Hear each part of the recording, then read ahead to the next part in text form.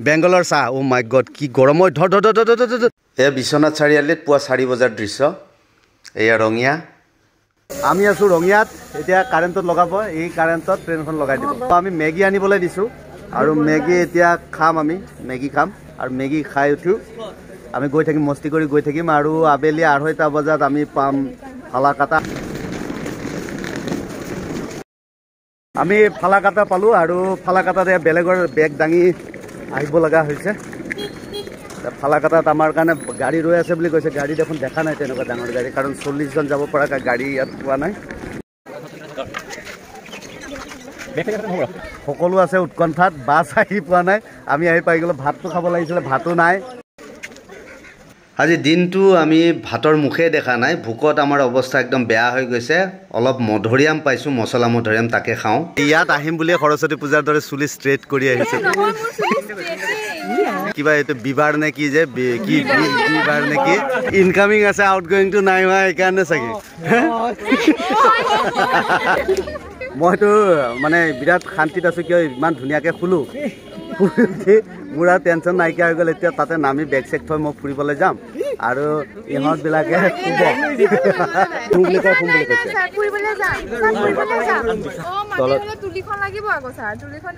তই বিচনা চাদৰ আনা নাই বিচনা চাদৰ পাৰিলে শুই থাকিবি বিচনা চাদৰ আনা নাই তই কৈছিলো বিচনা চাদৰ আনিবলৈ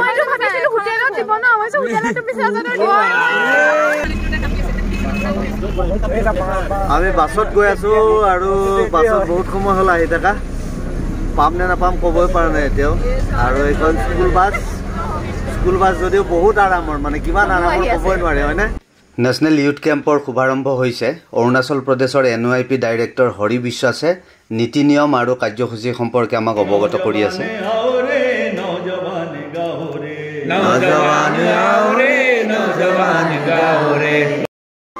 আমাৰ গ্ৰুপৰ ৰিহাৰ্চেল চলি আছে কাইলৈ আছে বিহু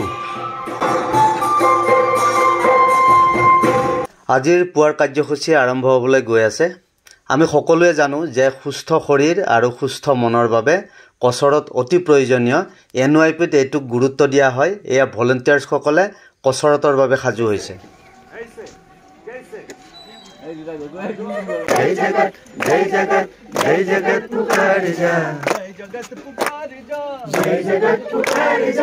মোৰ এটা প্ৰশ্ন ছাৰ প্ৰশ্নটো হৈছে কি ছাৰ যেনেকৈ আমাৰ বেংগল হৈ গ'ল বাকী আমাৰ ষ্টেটসকল হৈ গ'ল সিহঁতৰ মানে ৰাজাসকলৰ ইমান ধুনীয়া ধুনীয়া মহল তো আমাৰ অসমত এটা ক'ত আছে এই কিয় নাই এই শিৱসাগৰ যোৱা নাই আমাৰ কচৰত শেষ হ'ল খোৱা বোৱাও শেষ হ'ল এতিয়া আমাক লৈ যাব জলদাপাৰা ৰাষ্ট্ৰীয় উদ্যানলৈ ক'ত যাম আমি ক'ত যাম হা আমেৰিকা যায় নমস্কাৰ বন্ধুসকল welcome back to my YouTube channel Rajesh blog বৰ্তমান আমি আছোঁ আলিপুৰদুৱাৰৰ মুন্সিপাৰাৰ ৰতন বিশ্বাস মেমৰিয়েল স্কুলত ইয়াত চলি আছে নেশ্যনেল ইউথ প্ৰগ্ৰেম এটা মই বিশ্বনাথ কলেজৰ কেইজনমান ষ্টুডেণ্ট লৈ এই ঠাইলৈ আহিছোঁ বৰ্তমান আমি গৈ আছোঁ জলদাপাৰা নেশ্যনেল পাৰ্কলৈ গাঁৱৰ মাজে মাজে সেউজীয়া শস্যৰ কাষে কাষে আমি যিমান দূৰ পাৰোঁ গৈ আছোঁ ইয়াৰ পথাৰবোৰলৈ আপোনালোকে চাওক এয়া সৰু সৰু ল'ৰা ছোৱালীবোৰে স্কুল যাত্ৰা কৰিছে আমাৰ অসমৰ পথাৰবোৰ এতিয়া উদং হৈ আছে আৰু ইয়াত পথাৰ ভৰি আছে এয়াই পৰিৱৰ্তন অসমত এইটো সময়ত তিতাকেৰেলাৰ মূল্য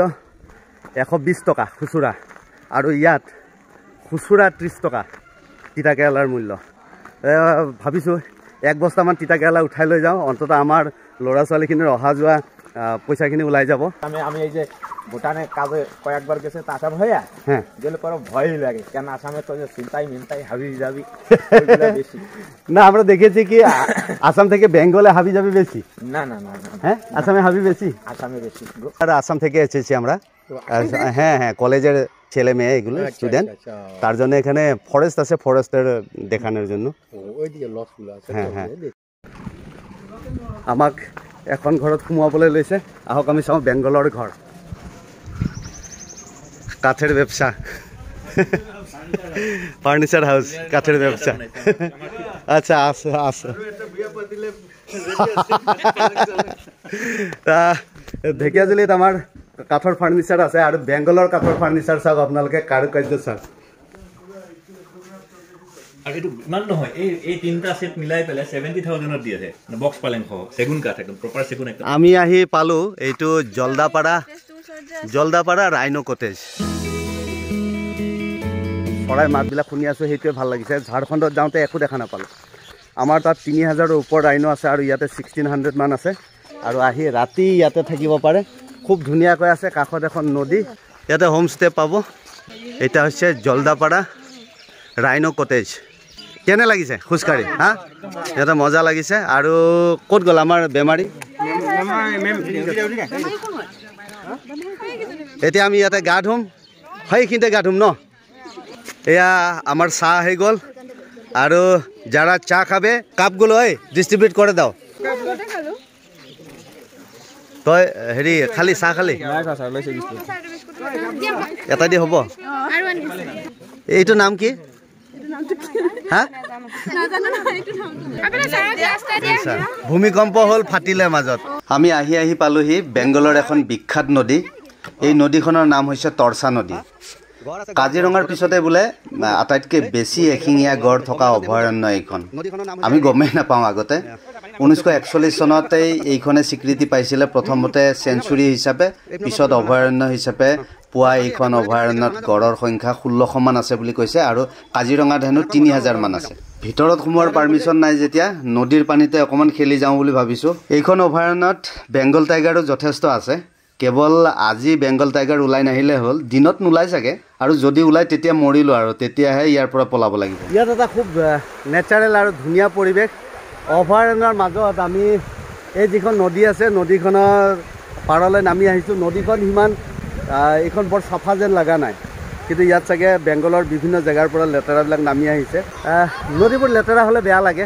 এয়া আমাৰ ধুনীয়া ল'ৰা আৰু ধুনীয়া ছোৱালীজনী। এইখিনি চাহ খাওঁতে জমা হোৱা আমি লৈ লৈছোঁ। এইবিলাক কটেজ আছে ইয়াতে ৰাতি থাকিবৰ কাৰণে। আৰু সন্মুখৰ পিনে এয়া আছে নদী আৰু গছৰ ডাল আছে। গছৰ ডালেৰে ধুনীয়াকৈ এটা আৰ্টিষ্টিক ঘৰ এটা সাৰিছে। ৰাতিপুৱা চাগে ইয়াতে বহুত জীৱ জন্তু আহে পানী খাবলৈ, কাৰণ নৈলৈ পানী খাবলৈ আহিব। ইয়াত এনিমেল কৰিডৰবিলাক আছে। এনে সময় কটাবৰ কাৰণে এইখিনি যথেষ্ট ভাল। শিমলু গছো বহুত আছে। আৰু শিমলু গছ সম্ভৱতঃ তোলাৰ কাৰণে তেওঁলোকে খেতি কৰে। শিমলু ক'ত? অ', প্ৰণৱৰ মাজত। ইয়াত অহাৰ ভিতৰত প্ৰণৱে এটা ভাল ল'ৰা। হা, তোকতো মই ক'লোৱে, তই আমাৰ মাজৰ মৌৰা চৰাই। বুঢ়া না ধৰা? জলদাপাৰা ৰাষ্ট্ৰীয় অভয়াৰণ্যলৈ কেতিয়াও চাগে অহা নহ'লেহেঁতেন। আমাৰ সৌভাগ্য যে আমি এই কেম্পটোত অহাৰ কাৰণে এই জলদাপাৰা ৰাষ্ট্ৰীয় অভয়াৰণ্য চালোঁ। আমাৰ ভাৰতৰ নক্সাত আমি অহা জেগা আৰু এটা ফুট এটা বাঢ়ি গ'ল। আপোনালোকে চাই থাকক আমাৰ লগত জলদাপাৰা। আমি নদীৰ কাষে কাষে গৈছোঁ। আৰু যদি ৰাতিপুৱা আহিলোহেঁতেন, কালি একদম ৰাতিপুৱাই আহিম, 4 মান বজাতে আহি ইয়াতে চাম কি কি জন্তু আহে। তাই ভাগৰ লাগিছে, তোৰতো নাই লগা? অৱশেষত কেম্পলৈ বুলি আমাৰ উভতনি যাত্ৰা আৰম্ভ হৈছে। দিনৰ দিনটো খোজকাঢ়ি আমাৰ ভাগৰ লাগি গৈছে। 2 কিলোমিটাৰমান আৰু যাবলৈ আছে। আমি তাৰ বাবে শ্বৰ্টকাট লৈছোঁ, আৰু শ্বৰ্টকাট লৈ কেতিয়া গৈ পাওঁ চাওঁ। নামটো কৈ নহয়, এতিয়া ছাবস্ক্ৰাইব কৰি দিব লাগিব চবে, একদম হেৰি কৰি, তেতিয়াহে। নহ'লে মই আকৌ ইমান ষ্ট্ৰেট চুলি নুঠাওঁৱেই। বহুত ভাগৰ লাগিছে। যেনে তেনে গৈ পেলাই আৰু জীৱনটো বাচে আৰু। তাৰ এই খালি এই ভাগৰ লগা নাই। কেক এয়া, আৰু এয়া কেক। তাৰপিছত এইটো হৈছে পেপচি। এয়া খকুৱা, এই যে মানুহ যে খাই মৰে যে, সেই ইহঁত হ'ল খাই মৰা মানুহ। এয়া চাওক, এই ব্ৰহ্ম ঠাণ্ডাত ইহঁতে আইচক্ৰীম খায়। কালচাৰেল প্ৰগ্ৰামৰ বাবে আমাৰ দল ইতিমধ্যে সাজু হৈছে। আমাৰ কলেজৰ কেইবাটাও নৃত্য আছে আজি। ধুনীয়াকৈ সাজি কাচি ওলাইছে যেতিয়া, ফটো কেইখনমানকে তুলি থওঁ আৰু।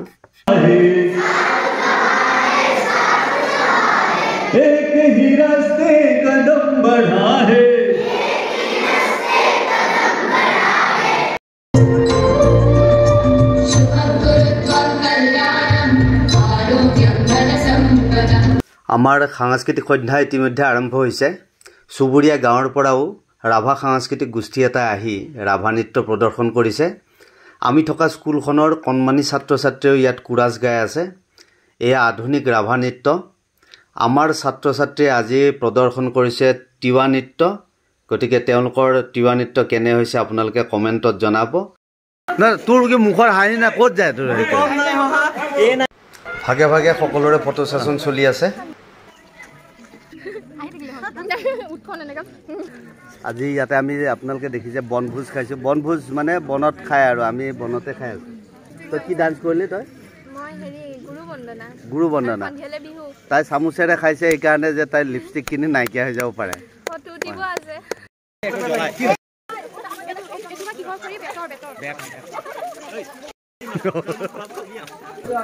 আমি আজি গোটেই দিনটো খেতি পথাৰে চাই আছো নেচাৰ চাই আছো আৰু এতিয়া জালদাপাৰাৰ এনেকুৱা এখন গাঁৱলৈ আহিছো যিখন গাঁৱত আমি খেতি চাম এতিয়া মই আপোনালোকক দেখুৱাম যে বেংগলত 4টা খেতি কেনেকৈ কৰে আৰু গোটেই বছৰটো 4টা খেতি এইফালে আছে ৰঙালাও তাৰপিছত পিঁয়াজ তিতা কেৰেলা এই ধৰণে হৈ আছে আৰু এইফালে আলু আছে আলু দেখিছে 1 ফুট মাটিও ইয়াত মানুহে খালী নাৰাখে অলপ খেতি পথাৰৰ মাজত যাওঁ বলক গৈ থাকক আৰু আমি গৈ থাকোঁ তহঁতক কৈছিলে যে মাজলৈ নাযাবি ইহঁত আহিছে ৰাঙাপাৰাৰ পৰা ইহঁত অসমৰ পৰা আহিছে হা ইহঁতকো দেখুৱাব লাগে বোলে ইহঁতে ফিটিং হৈ আছে আজি খোলা নাই হা অসমত গোটেই পথাৰ খালী এতিয়া আৰু ইয়াৰ মানুহখিনি আপোনালোকে চাওক না মানে ইমান এটা ভাল লগা পৰিৱেশ যে সঁচাকৈ যদি অসমত অন্ততঃ বছৰত 2টা খেতি হ'লহেঁতেন তেন্তে মানে সলনি হৈ গ'লহেঁতেন অসমৰ দৃশ্য সলনি হৈ গ'ল ইমান মানে পৰিকল্পিতভাৱে গাঁওখিনি আছে আপোনালোকে আচৰিত হৈ যাব পইণ্ট টু বি নোটেড আন্দোলন হ'ব লাগে খেতি পথাৰৰ কাৰণে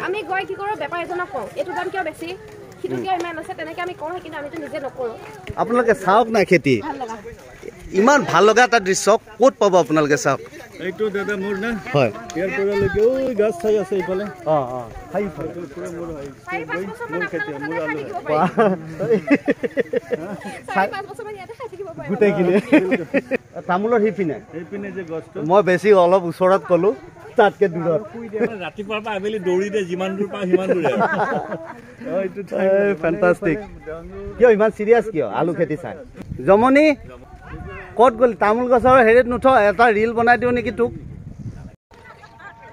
মোৰ কাষত আছে এয়া সৰিয়হ মানে মই কৈছিলোঁ যে অকণমানো ঠাই খালী নাৰাখে এয়া চাওক আলু কাষত আৰু লগত চাইডে চাইডে সৰিয়হখিনি ইমান ধুনীয়াকৈ কৰিছে সেই গেপখিনিত আলু নহ'ব পাৰে কিন্তু সৰিয়হ হৈছে ইয়াৰ যিটো কৃষি বিপ্লৱ সেই কৃষি বিপ্লৱ যদি সমগ্ৰ ভাৰতবৰ্ষত হয় আপোনালোকে চিন্তা কৰক কিমান মাটি আছে সিহঁতে আছে তাতে মই দেখুৱাম সিহঁতক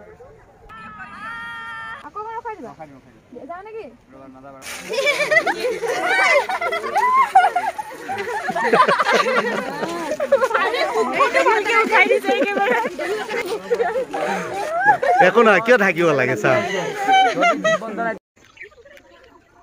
অচিন্দা আৰু হৰি বিশ্বাসদেৱে বিৰাট ধুনীয়াকৈ গীত পৰিৱেশন কৰিছে যদিও মই অৰিজিন চাউণ্ড মিউট কৰি দিছোঁ কপিৰাইট লগাৰ ভয়ত গতিকে বন্ধুসকল চৰিহে বুলিলোঁ দেই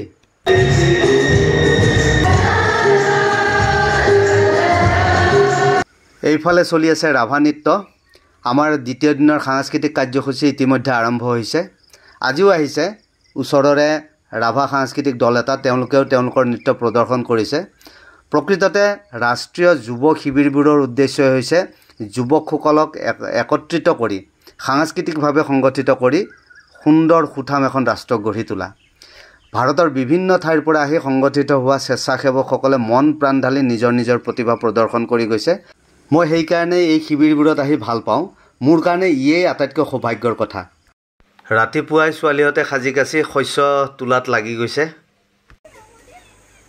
ভাবিছোঁ এই ঘৰটোত এবাৰ উঠো